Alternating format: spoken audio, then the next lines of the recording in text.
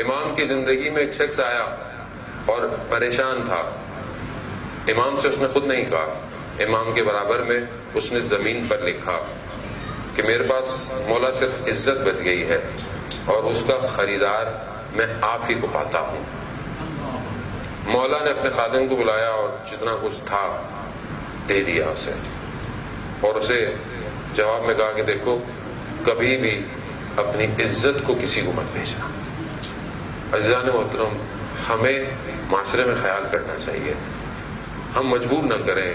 بعض اوقات ہم جانتے ہوتے ہیں, لوگوں کو دیکھتے ہوتے ہیں, لوگ باعزت ہیں, سفید پوش ہیں, مشکلات کا شکار ہے دنیا. ایسا نہیں ہے, آپ کے سامنے حالات دنیا کے اکنامیکل سچویشن.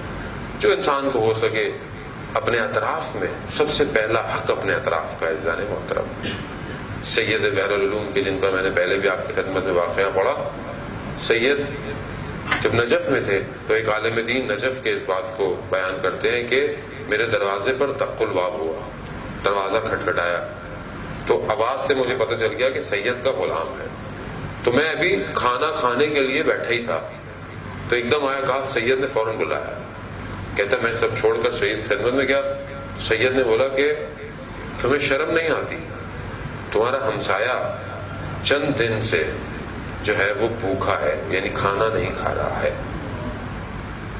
روز کئی دن سے اس کے گھر میں فاقے ہیں, کھجوروں پہ گزارا ہے, اور آج اس کے پاس کھجوریں بھی نہیں ہیں. کہا مجھے سید پتہ ہی نہیں تھا. کہا اگر تمہیں پتا ہوتا تو کفر کر رہے ہوتے تم جو کھا رہے تھے. کہا میں کیا کروں. ایک کھانے کی ایک جو ہے وہ تشت بھرا ہوا دیا, کہا لے جاؤ اور اسے مت بتانا, اسے بولنا آج میں آپ کے ساتھ کھانا کھانا چاہتا ہوں, اور بس جانا, اور یہ کچھ پیسے ہیں یہ جا کر اس کے جہاں پہ بیٹھو وہاں جا کے خود ہی رکھ دینا. اس نے ایسے کیا, گیا دق الباب کے دروازہ کھولا, کہا بولا ہمسایہ تھے, کہا میں چاہتا ہوں آج آپ کے ساتھ کھانا کھاؤں. کہتا آج ایک تشریف لائیں. جب کھانے کے اوپر سے ہٹایا انہوں نے جو دسترخوان چادر جو بھی تھے, تو دیکھا کہ جو کھانا ہے وہ اس ہمسائے کا نہیں ہے. کھانے سے پتہ چل رہا ہے کہ کسی بہت بڑے کسی عرب کا کھانا ہے. تو اس نے کہا میں کھانا نہیں کھاؤں گا جب تک تم مجھے حقیقت نہیں بتاؤ گے. مجبور ہو گیا, بتایا کہ مجھے سید نے اس طرح بھیجا ہے. تو وہ رونے لگا, کہنے خدا کی قسم کئی دن سے گھر میں نہیں تھا, ادھار بھی لے لے کے میں کھجوریں لا رہا تھا, دکان والے نے آج کھجور بھی ادھار دینے پر منع کر دیا.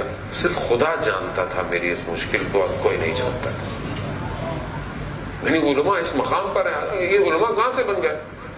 اسی در سے بنے عزیزان محترم, اسی دروں سے بنے ہیں, اہل بیت کے دروں سے. کچھ نہیں ہے, کسی کے پاس اپنا کچھ نہیں ہے.